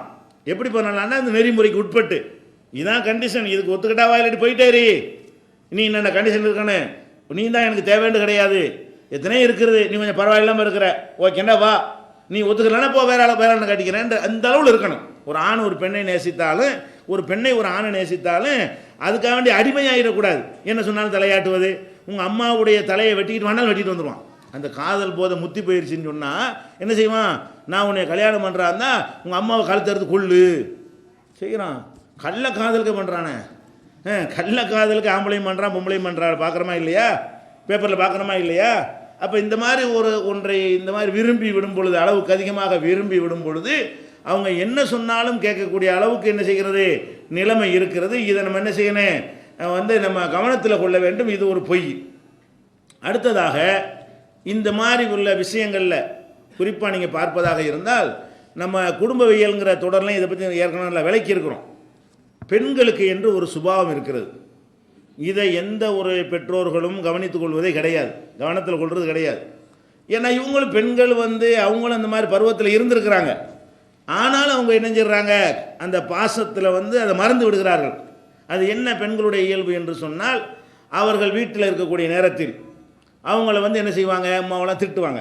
வீட்டில் இருந்தால் அம்மா திட்டுவாங்க, அக்காக்காரங்க திட்டுவாங்க, வீட்டில் இருக்கிற பெரியவங்களாம் என்ன செய்வாங்க, அதை வெடி போடி அசடி செடின்னு சொல்லி வேலை வாங்கிட்டு இருப்பாங்களா. இப்படியே இருந்து பழக்கப்பட்ட ஒரு பெண்ணுக்கு ஒருத்தன் என்ன செய்வான், உன்னை மாதிரி உண்டா, நிலவு மாதிரி இருக்கிற, அப்படியாக்கு இப்படியாக்குமானா இது ஒரு டிஃப்ரெண்ட்டாக தெரியும் அந்த பொம்பளைக்கு. இந்த திட்டுனாங்க அம்மாவெலாம், நம்மளை ஒருத்தன் என்ன செய்கிறான், அப்படிங்கிறான் இப்படிங்கிறான், ஆகாங்கிறான் ஓகங்கிறான் புகழ்கிறான் அப்படின்னு நினச்ச உடனே அவங்க அப்படி என்ன செஞ்சிடறாங்க, அவனுக்கு பின்னாடி ஓடுற ஏதாவது ஒன்றை தேர்ந்தெடுத்து கொண்டார்களே. ஆனால் அதுக்காக வேண்டி எந்த ஒரு தியாகத்தையும் செய்யும். ஏன்னா அந்த மாதிரி தாய் தந்தையெல்லாம் வைக்க மாட்டாங்கல்ல, தப்பு செஞ்சால் கண்டிப்பாங்க. சில பெற்றோர்கள் பொம்பளை பிள்ளை அடிக்க கூட செய்வாங்க. இந்த மாதிரியே வீட்டுக்குள்ளே இருந்து பழகி கொண்டிருந்தவர்களுக்கு ஒரு ஆம்பளை என்ன செய்கிறான், அவன் இந்த மாதிரி அவங்கள கவரக்கூடிய வகையில் ஏதாவது ஒன்று இன்னும் தான் கவர்ன்னு சொல்ல இயலாது. அது ஆச்சரியமாகலாம் இருக்கும். குரங்கு மாதிரி இருப்பான். அவனை ரதி மாதிரி ஒருத்தர் என்ன செய்வா, கூட்டிகிட்டு வருவா, நான் இவரை லவ் பண்ணுறேன்பா. இவனை பார்த்தா இவனுக்கு பொண்ணை இவனும் கொடுக்க மாட்டானே அப்படிலாம் தெரியும். அது என்ன காரணம்னு கேட்டால், இன்னது தான் கவர்னு கிடையாது, விளங்குதா. நல்ல பாட்டு படிக்கிறான் அப்படிங்கிறதுக்காக வேண்டி ஒருத்தருக்கு பிடிச்சி போயிடும். நல்ல பாட்டு தான் படிப்பேன், வேற என்ன ஒன்றும் கிடையாது. குடும்பத்தை நடத்துகிற பாட்டா, குடும்பம் நடத்துவதாக இருந்தால் தாம்பத்திய வாழ்க்கை நடத்தணும், சம்பாதிக்கணும், சோறு போடணும், பேக்ரவுண்டு இருக்கணும், பிரச்சனைகள் வந்தால் சமாளிக்கணும், அப்படி எத்தனையோ விஷயங்கள் அடங்கினது ஒரு குடும்ப பொறுப்பு என்பது. இப்போ என்ன செய்வா, அவர் நல்லா டான்ஸ் ஆடுவார், டான்ஸ் ஆடினா உடனே லவ், நல்லா பாட்டு படிப்பார் உடனே லவ், நல்லா கிரிக்கெட்டில் சிக்ஸராக அடிப்பார், அதனால் என்ன சிக்ஸர் அடித்தா சோறு போட்டுருவானா, அதனால் குடும்ப வாழ்க்கை தகுதி ஆயிடுவானா. எதெல்லாம் விரும்புகிறாங்க, இந்த மாதிரி ஒரு ஏதாச்சும் ஒன்று வித்தியாசமான ஒன்றை செய்துட்டாங்கன்னு சொன்னால் அதை என்ன செய்கிற ஒரு டைப்பாக முடிய வச்சுட்டு இருக்கான்னு வைங்க, அவர் முடி நல்லா இருக்குது அதுக்காண்டி என்ன முடி நல்லா இருக்குங்கிறக்காண்டி ஒருத்தர் என்ன செய்கிறா, அவன் தான் வேணுங்கிறான். என்னமானு கேட்டால் முடி நல்லா இருந்துச்சு, இப்படின்னு முடி நல்லா இருந்துச்சு, கண் நல்லா இருந்துச்சுன்னு இப்படியே ஒரு உட்படாத காரணங்களெல்லாம் சொல்லி ஏமாறக்கூடிய தன்மை பெண்கள்கிட்ட இருக்குது. நீங்கள் என்ன தான் நினச்சாலும் சரி, என் புள்ள மார்க்கத்தில் பேணுதலாக இருக்கும், என் புள்ள 5 வேளை தொழுவும், என் புள்ள தகஜத்தெல்லாம் விடாது, என் புள்ள குரானை ஓதிக்கிட்டே தான் இருக்கும் அப்படிம்பாங்க. அந்த மாதிரி புள்ள தான் ஓடி போயிடும். ஏன் தெரியுமா, அது என்ன தான் இருந்தாலும் அந்த பெண்களை பொறுத்த வரைக்கும் முதல் இடம்ங்கிறத காலியாக வச்சுருப்பாங்க. அல்லாஹ்லாம் அவங்களுக்கு முதலிடம் கிடையாது, மார்க்கமெல்லாம் முதலிடம் கிடையாது. ஒரு ஆம்பளை தான் முதலிடம் அவங்களுக்கு. அந்த ஆம்பளை காதல் மூலமாக வந்தாலும் அவன் தான் முதலிடம். முறையாக பெற்றோர்கள் கல்யாணம் பண்ணி வச்சாலும் அவன் முதலிடம் ஆயிடுறானா இல்லையா. ஒரு பொம்பளையே பெற்றோரை கல்யாணம் பண்ணி வைக்கிறாங்க, கல்யாணம் பண்ணி வச்ச உடனே இவங்க தான் அழுதுகிட்டு துடிச்சிக்கிட்டு இருப்பாங்க. பூந்த வீட்டுக்கு போயிடுச்சே, என் பிள்ளை போயிடுச்சே, இப்படி உட்காந்து அழுவிக்கிட்டு உமா அப்பா அழுகிட்டு இருப்பாங்க. அந்த பொண்ணு ஏதாவது அழுவுதா, அங்கே போய்கிட்டு அதான் வாழ்க்கைண்டு ஆகி அப்படியே அங்கே சந்தோஷமாக இருந்துக்கிட்டு அப்படியே போயிடும். ரொம்ப கொடுமைகள் நடக்கிற 1-2 இடங்களில் வேண்டுமானால் அந்த கொடுமையின் காரணமாக அப்படி இருப்பார்களே தவிர இவங்களுக்கு தாய் பெருசாக தெரியாது, தகப்பன் பெருசாக தெரியாது. இன்னொரு வீட்டில் போய் செட்டில் ஆகிடுதுங்க. அப்படியே இந்த பெண்களுடைய தன்மை என்னன்னு கேட்டால், இன்னொரு ஆம்பளை வீட்டுக்கு போய் அவன் தான் எல்லாம் என்ன செய்கிறது, காதல்ங்கிற தேவையில்லை. கல்யாணம் பண்ணி வச்சா கூட, முறையாக பெற்றோர்கள் பண்ணி வச்சா கூட பெண்கள்கிட்ட இந்த ஒரு தன்மை இருக்கிறது. அப்போ நம்ம என்ன வழங்கணும், கல்யாணம் பண்ணி வைத்தால் எப்படி அந்த புருஷனை விட்டு கொடுக்க மாட்டாளோ, கல்யாணம் பண்ண பிறகு வாப்பாட்டை வந்துக்கிட்டு எனக்கு இதை கொடு, புருஷனுக்காக கொடுன்னு கேட்குறான், சண்டை பிடிக்கிறான். இல்லைன்னு தெரிஞ்சு கூட வாங்கக்கூடிய மகள்கள்லாம் இருக்கிறாங்க. ஏன், புருஷன் தான் ஃபஸ்ட்டு அப்படின்னு ஆகிடுது. அப்படியான ஒரு பெண்களாக இருக்கும் பொழுது நீங்கள் முறையாக அந்த புருஷனை அமைத்து கொடுக்கணுமே தவிர, அதை தாமதப்படுத்தினாலோ வேறு விதமாக அவங்க ஒருத்தனை வந்து அவங்களாகவே இவன் தான் நமக்கு புருஷனாக வரணும்னு தேர்ந்தெடுத்து கொண்டாலோ அவங்க அதனால தாய் வேணாம் தகப்ப வேணாங்கிறாங்க. எத்தனையோ இந்த மாதிரி மேட்டர்கள் வருது. நம்ம தனியாக அந்த பொண்ணையும் அவங்களுடைய பெற்றோர்களையும் பேச விடுகிறோம். அவங்க கெஞ்சுறாங்க, காலை வேண்டாலும் பிடிக்கிறோமா, வந்துருமா வேணாமா என்றெல்லாம் சொல்கிறாங்க. அது போனால் இவரோட தான் இருப்பேன், ஏன்னா என்ன வேணாலும் இவரோட தான் இருப்பேன், புள்ள உறவு இல்லைன்னு எழுதி வேணாலும் தர்றேன், சொத்து வேணாலும் எழுதி கூட தந்துடுறேன், இப்படியெல்லாம் சொல்லிவிட்டு போகக்கூடிய காட்சி என்ன செய்கிறோம். பல சம்பவங்கள் நம்ம தலைமையகத்திலே வரக்கூடிய சம்பவங்கள் எல்லாம் பார்த்து கொண்டிருக்கிறோம். அப்போ இதில் நம்ம என்ன வழங்கணும், நம்ம பெண் பிள்ளைகளை வளர்க்கக்கூடியவர்கள் வந்து ரொம்ப கவனமாக கண்கொத்தி பாம்பாக வளர்க்க வேண்டும். அந்த பருவம் வந்து ஒன்றும் புரியாத ஒரு பருவம். எவனாவது ஒருத்தன் ஈர்த்துட்டான்னு சொன்னால் அவ்வளவுதான். அப்போ ஈர்க்கிறது நல்லவனாக ஈர்த்துட்டா பிரச்சனை இருக்காது, ஈர்க்கிற சைத்தானாக இருந்தால் இருக்க செய்யும், அவ்வளவுதான். அங்கேருந்து ஓடி போகிறது, தாயந்து விட்டு ஓடி போகிறது, ஜாமான் எடுத்துட்டு ஓடி போயிடுறது, அதுக்கப்புறம் போய் ஊரை சுற்றிட்டு கடைசியில் தெருவில் விட்டு ஓடி போயிடுவான், அப்புறம் அழுதுகிட்டே வர்றது, இந்த மாதிரிலாம் இருக்குது, தற்கொலை செஞ்சுக்கிறது, இப்படி பலவிதமான ப்ராப்ளங்கள் வந்து பெண்களுக்கு தான் ஏற்படுகிறது. இதை நம்ம விளங்கி கொள்ள வேண்டும். அதோட இன்னொரு விஷயம் என்னென்னு கேட்டால், இப்போ அதிகமான ஆண்களுடைய தன்மை பெண்களுடைய தன்மை நீங்கள் புரிந்து கொள்ள வேண்டும். இப்போ நிறைய பேர் கல்யாணம் பண்ணுறான், கல்யாணம் பண்ணிவிட்டு ஆரம்பத்தில் மோகம் 30 நாள் ஆசை 60 நாள்னு சொல்லுவாங்க. மோகம்ங்கிற 30 நாளைக்கு ஒரு டைப்பாக இருப்பானா, ஒரு 60 நாளைக்கு கொஞ்சம் டவுன் ஆகி ஒரு மாதிரியாக இருப்பான். அதுக்கப்புறம் என்ன செய்வான், நார்மலுக்கு வந்துடுவான். 60 நாளைக்கு பிறகு பார்த்தீங்கன்னு சொன்னால் அந்த புது மாப்பிள்ளை கெத்தெல்லாம் இறங்கி போயிடுமா, அப்போ சராசரியாக வந்துடுவான். அப்படி வரக்கூடிய நேரத்தில் என்ன அவன் நினைக்க வேண்டாம், ஆம்பளை மனசு என்ன நினைக்கும்னு கேட்டால், இதுக்கு போட்டு தேவையில்லாமல் சுமந்துக்கிட்டு இருக்கணும், இது தேவைதான அந்த வாழ்க்கை என்கிற மாதிரியான ஒரு நிலைக்கு வருவான். விட்டுட்டு அவன் என்ன செய்வோம், எங்கடா ஓடி போயிடுவோம், வேறு மாதிரி ஏதாவது பண்ணிட்டு போயிடுவோம் அப்படிங்கிற மாதிரி ஒரு நினைப்பு வரும் பொழுது அதை செய்ய மாட்டாங்கிறான். ஏன் தெரியுமா, சமூகத்துக்கு பயந்துக்கிட்டு. ஏன்னால் அப்படி இருக்கிறான், சமூகத்தில் கல்யாணம் பண்ணி வச்சு கொண்டு விடுவாங்க, நம்ம வேறு ஏதாவது பண்ணோண்டு வை, 60 நாளைக்கு ஒரு ஆளை மாற்றிட்டு இருந்தோன்னு வை, நடக்கிற விஷயம் வேறு அப்படின்னு சொல்லிட்டு அந்த பொண்ணுடைய அண்ணன் தம்பி மாமா மச்சான் குடும்பம் ஊர் ஜமாத் அவன்லாம் சேர்ந்துட்டு என்ன செய்வாங்க, நம்மளை டின் கட்டிடுவாங்கன்னு பயந்துக்கிட்டு தான் அதிகமான பேர் மனைவியோடு வாழ்ந்துக்கிட்டு இருக்காங்க. நல்லா விளங்கிக்கிறங்க, மனைவியோடு அதிகமான பேர் வாழ்வது விரும்பி வாழ்வதுங்கிறது ஒரு குறைவு. விருப்பம் இல்லாமலும் வாழ்கிறான், அதுலேயே விளக்கட்டாயமாக இருக்கிறான்னு சொன்னால் எதுக்காக வேண்டி இருக்கிறான், சமூகம் வந்து நம்மளை வந்து விடாது, சமூகம் நம்மளை தட்டி கேட்கும் அப்படிங்கிற ஒரு பயத்தில் தான் அவளுடைய வாழ்க்கை. பொம்பளை அப்படி இருக்க மாட்டா, இவன் தான் வேணும் அடித்தாலும் நீ தான் வேணுங்கிறா, அப்படி ஒரு டைப் அவள் இருக்கிறா அதிகமான பெண்கள். ஆண்களுடைய தன்மை என்னன்னு கேட்டால், அவன் வந்து வண்டு உதாரணம் சொல்லுவாங்க, மலர் விட்டு மலர் தாவி கொண்டே இருப்பான். வண்டு என்ன செய்யும், அந்த மலரில் உட்காரும், அந்த மலர் பிடிக்கணும் இன்னொரு மலருக்கு போகும், அப்புறம் இன்னொரு மலருக்கு போகும். இது இவனுடைய தன்மை.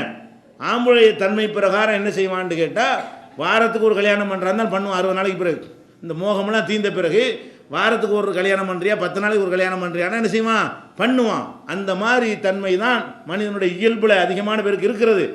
ஆனால் ஏன் செய்கிறது இல்லைன்னு கேட்டால், அந்த பெண்ணுடைய பேக்ரவுண்டு, அவங்களுடைய குடும்பத்தார், நம்ம குடும்பத்தார், ஊர் ஜமாத்துன்னு ஏதாவது ஒரு நிர்வாக செட்டப் இருக்கும் இல்லையா, அதுக்கு பயந்துக்கிட்டு செய்கிறான். இந்த மாதிரி லவ்னு ஓடி போனோன்னு வை, உனக்கு எந்த செக்யூரிட்டியும் கிடையாது. இந்த பொம்பளைக்கு என்ன பாதுகாப்பு, இவளை அடித்தா இவன் கேட்பான், இவளை விட்டுட்டு வேற ஒருத்தையை கட்டிக்கிட்டா இவன் கேட்குறதுன்னு. அப்போ அந்த பாதுகாப்பற்ற நிலையில் பெண்கள் தள்ளப்படக்கூடாது என்பதற்காகத்தான் பெற்றோர்கள் நின்று கல்யாணம் பண்ணி வைங்க, விருப்பத்தையும் பூர்த்தி செய்யுங்க. தப்பானதை செஞ்சாங்கன்னா உங்களுக்கு புரிய வச்சு அவங்கள என்ன செய்யுங்க, அவங்களுக்கு நல்ல வழியை காட்டுங்க. அதே நேரத்தில் அவங்களா கல்யாணம் பண்ணி கொண்டார்களே ஆனால் அது விபச்சாரம் தான். ரசூலுல்லாஹ் எதுக்கு எச்சரிக்கிறாங்க, பெண்கள் வந்து கண்டிப்பாக பாதிக்கப்படுவார்கள். சமூகத்துக்கு பயந்து கொண்டு தான் கணவன் மனைவியாக பல பேர் வாழ்ந்து கொண்டிருக்கிறார்கள். அந்த சமூக பையன் எப்போ நீங்கிறேன், இவன் அப்பனை இவன் கை கழுவிடுவான், அந்த பொண்ணுடைய குடும்பமும் கை கழுவிடுறேன், என்னோட தொலைஞ்சு போங்கடான்ற, ஜமாத்தில் சேர்க்க மாட்டோம், ஊரில் சேர்க்க மாட்டோன்றாங்க. நல்லா போச்சு, அவளுக்கு தான் கவலையாக இருக்கணும், இவனுக்கு நல்லதாக போச்சுருவான், சேக்காட்டி போ, நான் இஷ்டத்துக்கு என்ன செய்வேன், கொஞ்ச நாளைக்கு இந்த ஊரில் இருப்பேன், அப்படி எங்கேயாவது வேறு ஊரில் இன்னொரு கல்யாணம் பண்ணுவேன், இந்த பிள்ளை எங்கேயும் விட்டுட்டு போயிடுவேன். இப்படி போய் விட்டுட்டு போன கேஸுகள் எவ்வளோ தெரியுமா. பெண்களை காதலுங்கிற பேரில் அழைச்சிக்கிட்டு போய் கல்யாணம் பண்ணிவிட்டு கொஞ்ச நாளைக்கு ரிஜிஸ்டர் வரைக்கும் பண்ணிவிட்டு என்ன செய்வான், அவன் பாட்டு எங்கே இருக்கானே தெரியாது, தேடி அலைஞ்சிக்கிட்டு இருக்கிற காட்சியெல்லாம் ஒன்று பார்க்குறோம். அதை தேடுவதற்கான முயற்சிகளையும் பண்ண மாட்டார்கள், பெற்றோர்களும் உறுதுணையாக வரமாட்டார்கள், சமுதாயமும் வராது. இந்த மாதிரியான ஒரு நிலைமையெல்லாம் இருப்பதை பார்க்கும் பொழுது இது ஒரு தேவையற்ற ஒரு விஷயம். இந்த காதல்ங்கிற முறையில் விரும்புகிறது மட்டும்தான் மார்க்கத்தில் அனுமதி இருக்கிறது. அதுபோக என்ன செய்கிறான், இந்த காதல்ங்கிற ஒரு நோயில் விழக்கூடிய நேரத்தில் நிறைய தப்புகள் செய்ய வேண்டியிருக்கு. இந்த ஒரு தப்புக்காக வேண்டி மார்க்கம் தடுத்திருக்கிற பல விஷயங்கள். என்ன அளவுக்கு மார்க்கம் அனுமதிக்கிறது, பேசிக்கிறலாம், என்ன செய்யலாம், தனியாக இல்லாமல் 4 பேரை வைத்து 2 பேருக்கு முன்னாடி என்ன செய்யலாம், நான் உன்னை கல்யாணம் பண்ணிக்கிறேன், நீ என்னை கல்யாணம் பண்ணிக்கிறியா, இந்த மாதிரியான விஷயங்களை பேசிக்கொள்ளலாம். தனியாக இருக்கிறதுக்கு அனுமதி இருக்கிறதா, தனியாக இருக்க அனுமதி இல்லை. யாராக இருந்தாலும் கணவன் மனைவி தான் தனியாக இருக்கலாம். அல்லது இரத்த சம்பந்தமான உறவுகள் திருமணம் செய்வதற்கு தடுக்கப்பட்ட அண்ணன் தங்கச்சி வாப்பா மகள்ங்கிற மாதிரியான உறவினர்கள் தனிமையில் இருக்கலாம். இது இல்லாத மற்ற பேர் ஒரு பெண்ணோட ஒரு ஆண் தனியாக இருப்பானே, ஆனால் இல்லாக்கான சாலிதகும ஷைத்தான், 3ஆவதாக ஷைத்தான் இருப்பான் அப்படின்ற மார்க்கம் நமக்கு ரசூல் ஸல்லல்லாஹு அலைஹி வஸல்லம் சொல்லித் தருகிறார்கள். இந்த காதல்ங்கிறவன் என்ன செய்கிறான், இவன் ஒரு இடத்துக்கு வர சொல்கிறான், அவன் ஒரு இடத்துக்கு வந்துடுறா, காலேஜுக்கு போகிறேன் கட்டடிச்சுட்டு சரி ஸ்பெஷல் கிளாஸ் இருக்குன்னு சொல்லிட்டு இங்கே என்ன செய்கிறான், 2 பேரும் கட்டடிச்சு ஓடி போயிரு. தனியாக அங்கே சுற்றுறது இங்கே சுற்றுறது. மெரினாவில் பார்த்தீங்கன்னா வெயில் டிவியில் எடுத்து காட்டுறாங்க, வெயில் மண்டை புழக்கிற வெயிலில் வந்துக்கிட்டு இந்த போர்வை போற்றி உட்காந்துக்கிட்டு ஒரு ஆண் பெண்மை உட்காந்துட்டு பண்ணுற சேட்டையெல்லாம் என்ன செய்கிறான், படத்தை எடுத்து காட்டுறானா. அப்போ எவ்வளவு வெறி பிடிச்சி போய் அலைகிறாங்க பார்த்தீங்களா இல்லையா. அப்போ இந்த மாதிரி எல்லாம் நம்மளை என்ன செஞ்சிருது, அது கொண்டு போய் விடக்கூடிய காட்சியை பார்க்குறோம். அதனால் அந்த தனிமையில் இருக்குதல் என்பது, தனிமையாக எதை 3ஆவது ஷைத்தான் இருப்பான்னு சொன்னாங்களே, அதை நோக்கி தள்ளப்படும் பொழுது ஒரு இஸ்லாமியன் எப்படி இந்த காதலை ஏற்றுக்கிற முடியும், இது ஒன்று. அதே மாதிரி தனிமையில் இருக்குதல் என்பது நம்ம செல்ஃபோனில் பேசிக்கிறாங்க இல்லையா, அதுவும் தனிமை தான். தனிமைண்டா எதுக்காண்டி தனிமையில் இருக்கக்கூடாது. இப்போ ஒரு 2 பொம்பளை 2 ஆம்பளை இருக்காங்கன்னு வைங்க, அப்போ நம்ம ஒரு பொம்பளைகிட்ட பேசணும்னா அது லிமிட்டாக பேசுவோம், அளவாக பேசுவோம், பேச வேண்டியதை பேசுவோம், அனுமதிக்கப்பட்டதை பேசுவோம். ஒரு பெண்ணு ஒரு ஆண் மட்டும் இருந்தாங்கன்னா என்ன வேண்டாலும் பேசுவோம். அப்போ அது தனிமையாகிடுது. தொலைபேசி என்பது தனிமையாக இல்லையா, அவங்க தூரத்தில் இருந்தாலும் அவள் தனியாக ஒரு இடத்துல இருக்கா, இவன் தனியாக இருந்தான்னு சொன்னால் அவங்க 2 பேரும் பக்கத்தில் ஒட்டிக்கிட்டு உட்கார்ந்துருக்கும்போது என்ன பேச முடியுமோ அதெல்லாம் பேச முடியுமா இல்லையா. அப்போ தனிமையில் இருப்பதுங்கிறத இந்த ஃபோன் ஏற்படுத்தி கொடுத்துருக்கா இல்லையா, செல்ஃபோனுங்கிற மூலமாக. அப்போ இதை காதல்ங்கிற பேரில் என்ன செய்கிறான், இதையும் செய்யக்கூடிய காட்சி. ஒரு முஸ்லீமை பொறுத்த வரைக்கும் இதை எந்த காலத்தையும் ஏற்றுக்க முடியாது. இது அல்லாஹ்விடத்தில் பெரிய பாவியாக ஷைத்தானோட 3ஆவது வைத்துக்கொண்டு இவன் எப்படி குடும்பம் நடத்த போகிறான் அப்படிங்கிற விஷயங்கள்லாம் இருக்கிறது. அதனால தான் இதை பற்றியெல்லாம் மார்க்கம் என்ன செய்கிறதுன்னு சொன்னால் பல கண்டிஷன்களை நமக்கு கற்றுத்தருகிறது. நபிகள் நாயகம் ஸல்லல்லாஹு அலைஹி வஸல்லம் சொல்கிறாங்க, லா யஹ்லுவன்ன ரஜுலும் பி இம்ராத்தின், எந்த ஒரு ஆணும் எந்த ஒரு அந்நிய பெண்ணோடும் தனித்து இருக்கவே கூடாது. அப்படி இருந்தால் இல்லாக்கான சாலிதகும ஷைத்தான், 3ஆவதாக ஷைத்தான் இருப்பான். இவங்க 2 பேர் நினச்சிக்கிட்டு இருக்கிறாங்க 3ஆவது ஷைத்தான் இருப்பான். அப்போ 2 பேர் இருந்தார்களே ஆனால் 3ஆவது ஷைத்தான் இருப்பான். அதே நேரத்தில் நபிகள் நாயகம் ஸல்லல்லாஹு அலைஹி வஸல்லம் அவர்கள் ஹிஜ்ரத்து செஞ்சு போனாங்க. அப்போ ஒரு குகையில் போய் அவங்களும் அபூபக்கர் என்ன செய்கிறாங்க, பதுங்கி ஒதுங்கி கொண்டிருக்கிறார்கள். எதிரிகள் நெருங்கி வந்துட்டாங்க, பிடிச்சிருவாங்கன்னு சொல்லும்போது ரசூலுல்லாஹ் நினைஞ்சாங்க, நம்ம 2 பேர் இல்லை 3ஆவது அல்லாஹ் இருக்கான்னு சொன்னாங்க. அப்போ நல்ல தோழமைக்கு 3ஆவது யார் இருப்பா, அல்லாஹ் இருப்பான். நல்ல தோழர்கள் 2 பேர் இருந்தாங்கன்னு சொன்னால் அவங்க 2 பேர் கிடையாது. ஒரு நல்ல விஷயத்துக்காக வேண்டி 2 ஆண்கள் அல்லது 2 பெண்கள் பேசிக்கொண்டு மார்க்க விஷயமாக பேசிட்டு இருக்காங்கன்னு வைங்க, அந்த 2 பேர் இருந்தார்களே ஆனால் அங்கே 3ஆவது யார் இருப்பான், அல்லாஹ் இருப்பான். ஒரு ஆணும் பெண்ணும் அந்நிய ஆணும் அந்நிய பெண்ணும் தனியாக இருப்பார்களே ஆனால் அங்கே கண்டிப்பாக 3ஆவதாக என்ன செய்வான், ஷைத்தான் இருக்கத்தான் செய்வான். இந்த தனிமை இந்த காதல்ங்கிற பேரில் இருக்கா இல்லையா. அப்போ மார்க்கத்தையும் இது மனநோயாகவும் இருக்கிறது. அது எப்படி நீ மனைவி என்கிற ஒரு உரிமையை கொடுக்காம, கணவன் என்கிற ஒரு உரிமையை நீ பெறாமல் எப்படி நீங்கள் தனியாக சுற்றுறது, எப்படி நீங்கள் தனியாக பேசிக்கொள்வது, எப்படி திருமணத்திற்கு பிறகு மனைவி இடத்துல பேச வேண்டிய விஷயங்களை எல்லாம் கணவனிடத்தில் பேச வேண்டிய விஷயங்களை எல்லாம் எப்படி நீங்கள் ஒருத்தர் பேசிக்கொள்ள முடியும். அதை பேசிக்கொள்கிறார், அதான் நடக்கிறது. காதலுங்கிற பேரில் இந்த மாதிரி அந்த சார்ஜ் பண்ணுறதுல தெரியும், இவனுக்கு பிரச்சனை இல்லை, பொம்பளைக்கு பிரச்சனை இல்லை, அவன் சார்ஜ் போட்டு கொடுத்துருவான். என்ன செய்கிறான்னு கேட்டால் பொம்பளை என்ன பண்ணுறாள், ஒன்றா நீங்கள் ஃபோன் தான் வாங்கி கொடுப்பீங்க, ரீசார்ஜ் இவன் பண்ணி விட்ருவான். உனக்குதா, இவன் ரீசார்ஜ் பண்ணிட்டு இவன் பண்ணிக்கிட்டு இவனுக்கு செலவு அள்ளிக்கிட்டே போகும். பொய்யான காரணத்தை சொல்லி வாப்பாவை ஏமாற்றி இம்மாவை ஏமாற்றி என்ன செய்வான், திடீர்னு பாக்கெட்டு மணி அதிகமாக தேடிக்கிட்டு போவான். வீட்டிலேருந்து களவு எடுத்துகிட்டு போய் என்ன செய்வான், அவனுக்கு சார்ஜ் பண்ணனே ரொம்ப ரொம்ப பேசுகிறாங்கல்ல. ஜோடி ஆஃபர்னு போட்டாங்கன்னா அந்த செல்ஃபோன் வாங்குறது 1க்கு 1 ஃப்ரீ. ஜோடி ஆஃபர்னு போட்டு விட்ருவாங்களா, அந்த 2 ஃபோனுக்கு மத்தியில் பேசி கொண்டால் ஃப்ரீன்றவுடனே அது மாதிரி 2 வாங்கி கொண்டு கையில் கொடுத்துருவான். இது விடிய விடிய பேசலாம். அப்போ இது இதெல்லாம் ஒரு நோயா இல்லையா? மார்க்கத்துக்கு உகந்த ஒரு செயலா இதெல்லாம்? அப்போ மார்க்க ரீதியாக பார்த்தாலும் இது இந்த மாதிரி காதல்ங்கிறதுக்கு இடமே கிடையாது. அப்போ ஏன் தோல்வின்னு உனக்கு வருது? இப்படி ஒரு கான்செப்டே இல்லைன்னா தோல்வி மேட்ரு எங்கே இருக்குன்னு அதை வேணாம்னு அடிப்படையே வேணாம்னு சொல்கிறோம். அப்போ தோல்விங்கிற பேச்சே வர்றது காரணம் என்னன்னு கேட்டால், அவன் எப்போ காதலில் விடுகிறான்னு அப்போவே தோத்துட்டான். இந்த காதலில் மார்க்கம் அனுமதிக்கிற முறையில் ஒருத்தர் விரும்பி உம்மாட போய் சொல்லி பாப்பாட்ட சொல்லி நான் அவளை விரும்புகிறேன், நான் இவரை விரும்புகிறேன், கல்யாணம் பண்ணி தாங்கன்னு கேட்குறது அது ஒரு நாகரிகமான ஒரு விஷயம். அந்த அளவோடு நிறுத்தி கொள்வது. அதை தாண்டி போனோம்னு சொன்னால் அது என்ன ஆகிறது? அதுவே மனநோயாக இருக்கும் பொழுது அப்புறமேலு தோத்தா என்ன ஜெயிச்சா என்ன? அதனால் ஒரு நன்மையும் கிடையாது. இது திருமதியில் 2091 ஹதீஸில் பார்க்குறோம். அதே மாதிரி நபிகள் நாயகம் ஸல்லல்லாஹு அலைஹி வஸல்லம் எச்சரிக்கை பண்ணுறாங்க, மா தரக்து பாதி ஃபித்னத்தன் அலர் ரிஜாலி மினன் நிசா. எனக்கு பிறகு நான் விட்டு செல்கிற ஃபித்னாக்களிலேயே, குழப்பங்களிலேயே மனிதர்களுக்கு ரொம்ப ரொம்ப ரொம்ப கேடு தரக்கூடிய ஒரு ஃபித்னா என்னவென்று சொன்னால், ஆண்களுக்கு பெண்கள், பெண்களுக்கு ஆண்கள் ஒன்று தான் சொல்லுவாங்க. அப்போ ஆண்களுக்கு பெண்களும் பெண்களுக்கு ஆண்களும் தான் பெரிய கேடு தரக்கூடிய ஃபித்னா. ஃபித்னாவிலே பெரிய ஃபித்னா என்னன்னு கேட்டால், ஒரு ஆம்பளை இந்த மாதிரி பொம்பளை விஷயத்தை மாட்டினாலும் அவ்வளவுதான். ஒரு பொம்பளை ஒரு ஆம்பளை விஷயம் இந்த மாதிரி போனான்னு சொன்னால் அவ்வளவுதான். அவங்களுடைய வாழ்க்கை எல்லாத்தையுமே நாசமாக்கி விடும். இதை தவிர வேற ஒன்றை நான் விட்டு செல்லவில்லை. எனக்கு பிறகு இந்த சமூகத்தில் ரொம்ப பெரிய கேடு ஏற்படுத்தக்கூடிய மேட்ரு என்னன்னு கேட்டால், இந்த காதல்ங்கிறத அப்படி சொல்கிறாங்க. இதான் ஃபித்னா. இல்லாட்டியா ஃபித்னா ஆகுது? பாட்டு தொழுதுட்டு இவன் பாட்டு நோம்பு வச்சுட்டு இருந்தானே என்ன அதே ஃபித்னாவை போகுது? ஃபித்னா எங்கே வருது? இவன் என்ன எந்த காதல்ங்கிறான்னு அதுதான் சொல்கிறாங்க. இந்த காதல் மேட்ரு தான் நான் விட்டு செல்லக்கூடியதுலேயே பெரிய ஃபித்னாங்கிறது தான் இந்த வார்த்தையை சொல்கிறாங்க. ஒரு ஆணுக்கு ரொம்ப கேடு தரக்கூடியது இந்த பெண்கள் விஷயமாக அவன் நடந்து கொள்ளக்கூடிய விதம் தான் அப்படின்னு ரசூல் ஸல்லல்லாஹு அலைஹி வஸல்லம் சொன்ன ஒரு செய்தி புகாரியில் 5096 ஹதீஸில் இடம்பெற்றிருக்கிறது. அடுத்ததாக இப்போ நம்ம சொன்னோம்ல, ஒரு தேவையை எந்த அளவு எப்படி மனதுத்துரிய ரசூலில் வளர்க்குறாங்க. நீங்கள் ஒரு வெளியே போகிறீங்க, கல்யாணம் பண்ண ஒரு ஆள், திருமணம் பண்ண ஆள் மனைவியோடு இருக்கக்கூடிய ஒருத்தர் என்ன செய்கிறாரு, வெளியே போகும் பொழுது ஒரு அழகான ஒரு பெண்ணை பார்த்து அவருக்கு லேசாக என்ன செய்யுது, ஒரு மாதிரியா சலனம் வருகிறது, ஒரு மாதிரியான ஒரு ஆசை வருகிறதுன்னு வைங்க. அப்போ அவர் என்ன செய்யணும்? ரசூல் ஸல்லல்லாஹு அலைஹி வஸல்லம் வளர்க்குறாங்க, இன்னல் மராத்த துக்குபில் ஃபி சூரத்தி ஷைத்தானின். சில பெண்கள் ஷைத்தான் தோற்றத்தில் வருவார்கள், எல்லாரும் அல்ல. சில பெண்கள் என்ன செய்வாங்க, ஷைத்தான் தோற்றம் என்ன தான் போகும்போதே ஒரு ஆம்பளை ஈர்க்கணுங்கிறதுக்காக வேண்டிய ஒரு டைப்பாக நடக்கிறது, ஒரு டைப்பாக ட்ரெஸ் பண்ணுறது, ஒரு டைப்பாக நறுமணம் பூசிக்கொள்வது, இந்த மாதிரியாகவே சில பேர் நடப்பார்கள். பொமன் வஜத மின்தாலிக்க செய்யன், இந்த மாதிரி ஒன்றை உங்களில் யாராவது அடைந்தீர்களே ஆனால் ஃபல் யஅதி அஹ்லஹு, உடனே வீட்டுக்கு போ. அது மாதிரி பார்த்துட்டு என்ன செய்யணும், அவளுக்கு பின்னாடி ஓடாமல் என்ன செய்யணும், வீட்டுக்கு போய்விடு. இப்போ இன்னதாலிக்க எருத்து மாஃபி நப்சி, இது அவன் உள்ளத்தில் உள்ள அந்த காம உணர்வை தடுக்கும். அங்கே அந்த மேட்ரு முடிஞ்சிடுமா இல்லையா?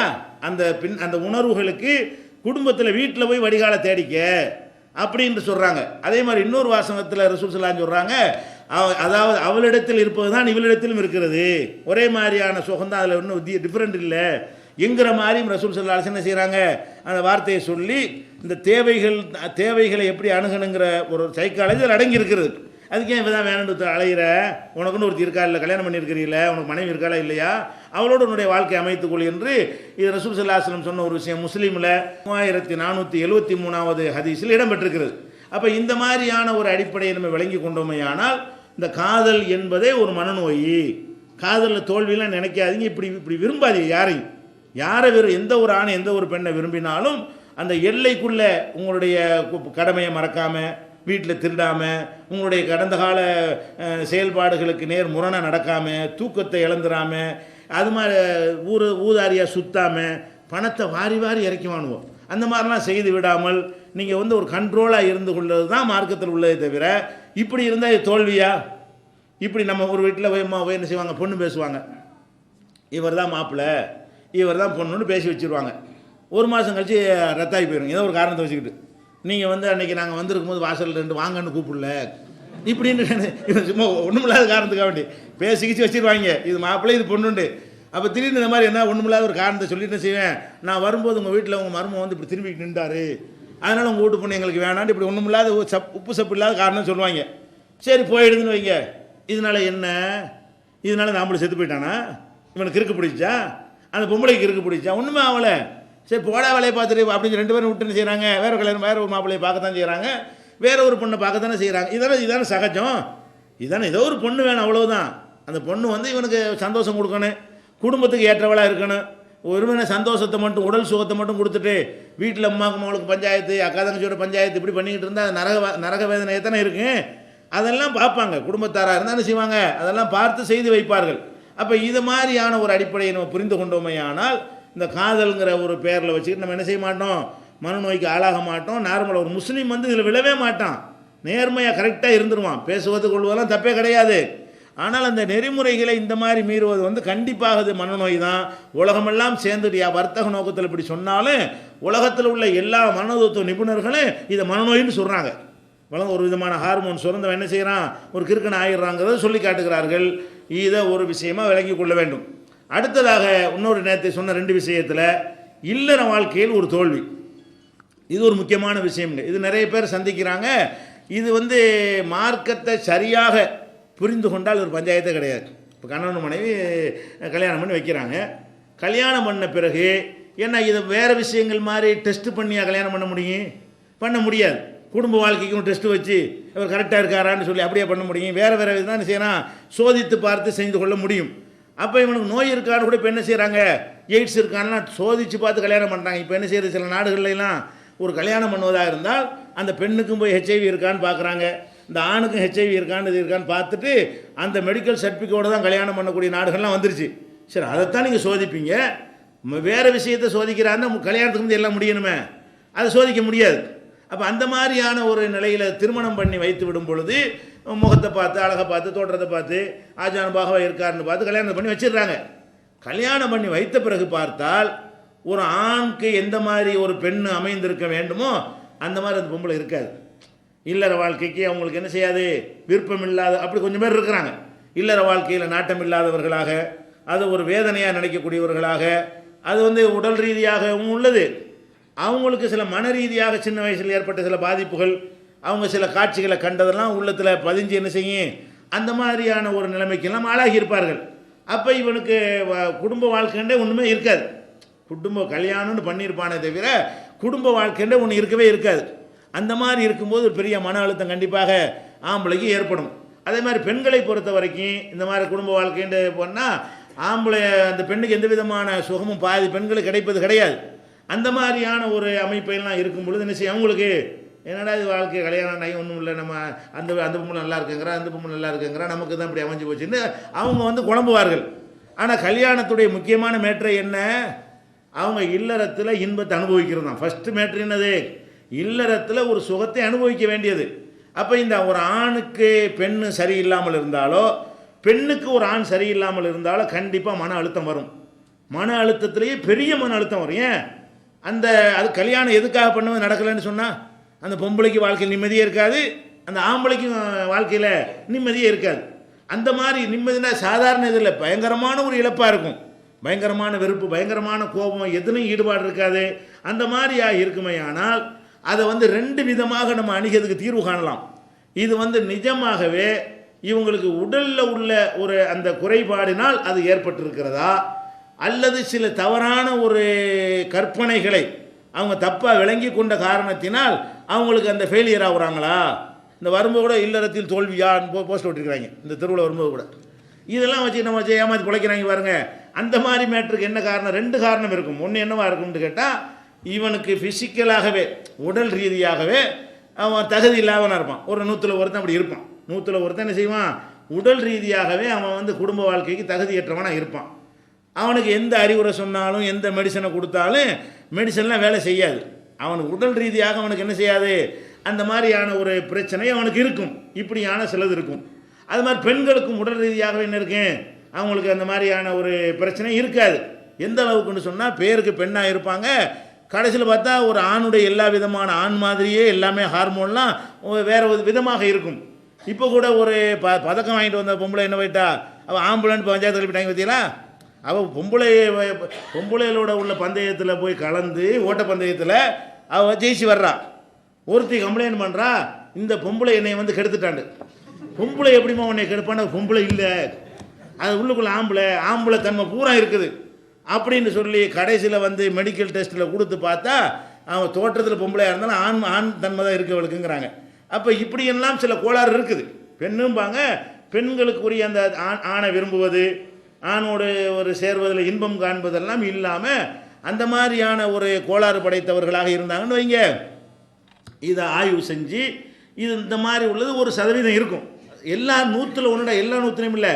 பஞ்சாயத்து நடக்கிற 100 பேரில் ஒவ்வொரு 100 பேருக்கும் ஒருத்தனுக்கு அப்படி அர்த்தம் கிடையாது. 100 கேஸ் வந்துச்சுன்னு சொன்னால் புருஷன் சரியில்லை, பொண்டாட்டி சரியில்லைன்னு 100 கேஸ் வந்தால் வராதவங்க நல்லா இருக்கிறாங்க. ஒட்டுமொத்தது 100க்கு கிடையாது. அதாவது கேஸாக பிரச்சனையாக ஆகக்கூடிய 100 பேரை எடுத்துக்கிட்டீங்கன்னு சொன்னால் அதில் ஒரு ஆள் 2 ஆளுக்கு என்ன இருக்கும்னு கேட்டால் நிஜமாகவே இவன் அன்ஃபிட்டாக இருப்பான், குடும்ப வாழ்க்கைக்கு தகுதி இல்லாமல் இருப்பான், அவளும் தகுதி இல்லாமல் இருப்பான். இதுக்கு என்ன தீர்வு? கல்லானாலும் கணவன், புல்லானாலும் புருஷன் நினச்சா தீர்வு வராது. என்ன செய்யணும்? அழகாக முறையிடணும். ஜமாத்தில் ஆம்பளை சரியில்லாட்டி முறையிடு, பொம்பளை சரியில்லாட்டி வந்து முறையிடு, பேசுவோம். இதுதான் காரணமாக இருந்தால் இந்தப்பா அநியாயம் பண்ணாத, உனக்கு ஏழலை, அவளுக்கு குடும்ப வாழ்க்கை அவளுக்கு சந்தோஷம் வேண்டி இருக்குது, நீ ரத்து பண்ணு. அவள் பாட்டு வேலையை பார்த்துட்டு போகிறா, நீ பாட்டு உன் வேலையை பார்த்துட்டு போ. அது மாதிரி அவள் சரியில்லைன்னு வைங்க, இந்த மாதிரி ஒரு பொம்பளையாக இருக்கிற தகுதி இல்லை, அவன் ஆம்பளைன்னா ஆம்பளைக்கு உள்ள ஒரு சுகம் அவனுக்கு கிடைக்கணும், உன்னால் கிடைக்க மாட்டேங்குது. அழகாக முடிச்சு விட்ற வேண்டியதான். முடிச்சுட்டு யாருக்கு தேவையில்லையோ ஒதுங்கிக்கிற வேண்டியது, யாருக்கு தேவையாக இருக்குதோ அவனோட. இதனால இதை தவிர என்ன தீர்வு இருக்குது இதுக்கு? அவளுக்கு பெண்மையே இல்லை, இவனுக்கு ஆண்மையே இல்லைன்னா ரெண்டையும் கட்டி வச்சு எதுக்குன்னா பேருக்கா? அது எப்படி அவங்க ஒன்றா இருப்பாங்க? எப்படி ஒரு வீட்டில் ஒன்றா வசிக்க முடியும்? எப்படி நேசிக்க முடியும்? எப்படி ஒருத்தரை பார்த்தா ஈர்ப்பு இருக்குது, அன்பு எப்படி வரும்? அப்போ இந்த மாதிரி பார்த்து சிம்பிளான விஷயம், உடல் ரீதியாக தான் பிரச்சனை இருந்தால், இது வந்து தீர்க்க முடியாத மேட்டராக இருந்தால் அதை வந்து ஈஸியாக நினைச்சிடலாம், முடிச்சிடலாம். பிரச்சனை மன அழுத்தம் முடிஞ்சு போச்சு. நீ பாட்டு உன் வேலையப்பா, நான் பாட்டு என் வேலையை பார்க்குறேன். யாருக்கு தேவையோ, ஆம்பளைக்கு தேவைன்னா ஆம்பளை கல்யாணம் பண்ணிக்க, பொம்பளைக்கு தேவைன்னா பொம்பளை வேறு கல்யாணம் பண்ணிக்க, டாபிக் ஓவர், முடிஞ்சு போச்சா? இது இல்லாமல் வேறு 2 பிரச்சனை இருக்குது. அந்த பிரச்சனையாக இருந்தால் அதுக்கெல்லாம் என்ன இருக்குது? கவுன்சிலிங் மூலமாக அதுக்கு தீர்வு காண முடியும். இன்ஷா அல்லாஹ் அதை என்ன செய்வோம், நாளை தினம் பார்ப்போம். அஸ்ஸலாமு அலைக்கும். திருக்குரான் தமிழாக்கம் பி ஜெய்னுலாபிதீன். அனைவருக்கும் புரியும் எளிய நடை, தேவைப்படும் வசனங்களுக்கு தெளிவான விளக்கங்கள், கலை சொற்களின் விளக்கங்கள், திருக்குரான் எவ்வாறு அருளப்பட்டது, எவ்வாறு தொகுக்கப்பட்டது என்பது குறித்து முழுமையான விளக்கம். நபிகள் நாயகம் ஸல்லல்லாஹு அலைஹி வஸல்லம் காலம் முதல் இன்று வரை குர்ஆன் பாதுகாக்கப்பட்ட வரலாறு, திருக்குரான் இறைவனின் வார்த்தைகள் என்பதற்கான அடுக்கடுக்கான ஆதாரங்கள், முந்தைய பதிப்புகளை விட மெருகூட்டப்பட்ட செய்திகள், கூடுதலான பக்கங்கள், அழகிய வடிவமைப்பு, உயர்தரமான பைண்டிங். விலை ரூபாய் 330 மட்டுமே. வெளியீடு மூன் பப்ளிகேஷன், நம்பர் 83/3, முதல் மாடி, மூர்தரு, மண்ணடி, சென்னை 1. போன் 65690810.